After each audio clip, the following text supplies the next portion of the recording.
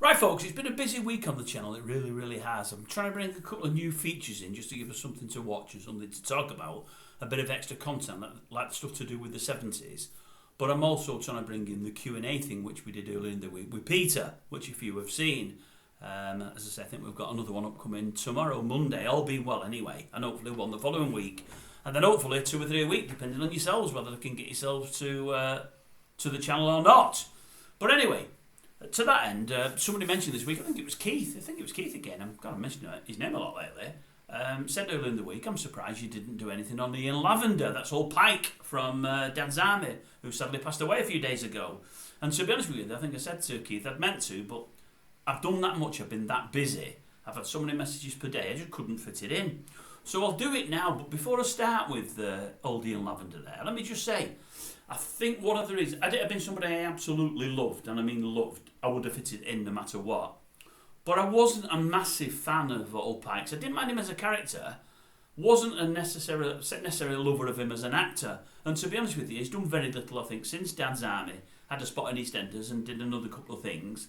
He hasn't done a lot, and he wasn't one of my favourite characters in Dad's Army. Well, I say he wasn't, he had some great lines, but my favourite characters would be his uncle, Uncle Arthur, John Le Mesurier, and obviously Arthur Lowe himself, and Fraser. I love Fraser. But to be honest with you, and it got me thinking, I mean, he's lived a good and long life, thankfully. I put the bins on, so I've got a couple of things to say to you. It's about Dad's Army, another show that we liked at the time. And obviously, he's the last surviving member of the main cast, the main body. And he's had a long life, and as I say, I don't know if he's been over successful, because I don't know that he's done much other than Pike, but I know he was well loved. And let's face it, the don't tell him Pike, if it's not the best line that's ever been uttered in comedy, in British comedy, over the last 40 or 50 years, it's definitely in the top 10, and probably definitely in the top 3. A fantastic line, and it's aimed at him, so he'll always be remembered for that line, if nothing else. But I looked at the cast and I thought, well, my favourites were Le Mesurier, and also, as I say, Fraser. I loved the both of them. Was it John Laurie, I think it was, and obviously your man, the main man. God, see, he's gone. See, folks, I do it all the time. Arthur Lowe, old Captain Mainwaring, of course. But if I had a real favourite on the show, it would have always been your man, wouldn't it? Who would it have been? Who'd be your favourite? Go on, tell me. Mine's written down there. I know it's anyway, but mine's written down there, and I've got something else to tell you next. Anyway, yeah, for me it was always Walker or James Beck. I loved him. I thought he was great. I absolutely love Walker. I thought it was just a brilliant character, but a brilliant bit of casting. I just loved him. I thought everything he said and did had me laughing. It was fantastic. And it was sad, wasn't it? Because he died so young. I mean, I read only today, funnily enough, he got to about the 5th series before he died. I think they were filming the 6th. When he died suddenly. And I knew he died young. I knew he never got all the way through all the episodes in Dad's Army. But I thought, I had it in my head he only lasted a couple of series. He lasted longer than I thought. You know, but I think he was only in his early 40s. I didn't write it down, but I think he was. I think pancreatitis, is it that I think killed him? But I know I'd read in the past that he had a problem with alcohol. And I read something today saying one of the producers, it was Croft or the other fella, seen him not so long before he died, and his legs were all purple. He said all the cast liked to have a drink, and it was legendary to us. They all liked to drink. But I think Walker had the biggest problem of all, and unfortunately I think that's what saw him off. And it got me thinking to another show that I think, again, Keith mentioned a couple of weeks ago, which was Keith at the moment. He'd mentioned Auf Wiedersehen Pet, and I was thinking, well, Auf Wiedersehen Pet was, Boys from the Black Stuff he mentioned, Boys from the Black Stuff. And I thought, well, that wasn't in the 70s, that was well into the 80s. And I was shocked to read that it only came out in 82. I think it preceded, I think they had a one-off long play or a film of, I think it was just called The Black Stuff, I think that was in 80.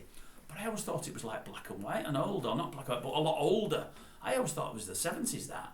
But that came out in the 80s, The Black Stuff, and 82, Boys from the Black Stuff, the series that followed it. And then it got me thinking about Auf Wiedersehen Pet. I thought I'd loved Auf Wiedersehen Pet to have talked about that when I did when I'm doing the TV stuff. And I thought, well, Auf Wiedersehen Pet was way after Boys from the Black Stuff. And I was shocked to find out when it came a year later. Boys from the Black Stuff, 82, Auf Wiedersehen Pet, 83. Now, I couldn't believe that. I thought they were a good few years apart.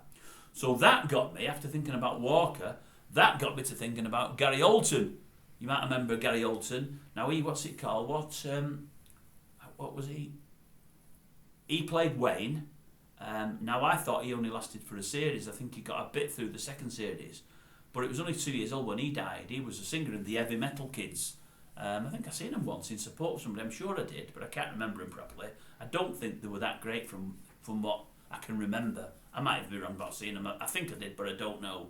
But he died tragically young, and he played a good part as well.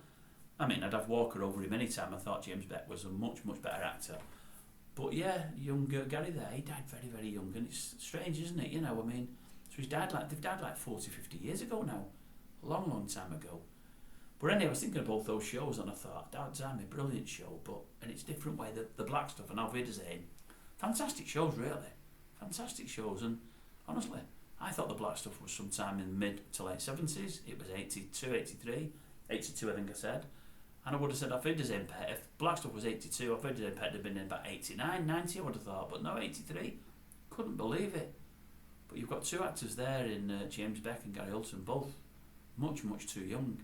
You know, good characters within the show, good parts written for them, and never saw the show out. What a shame.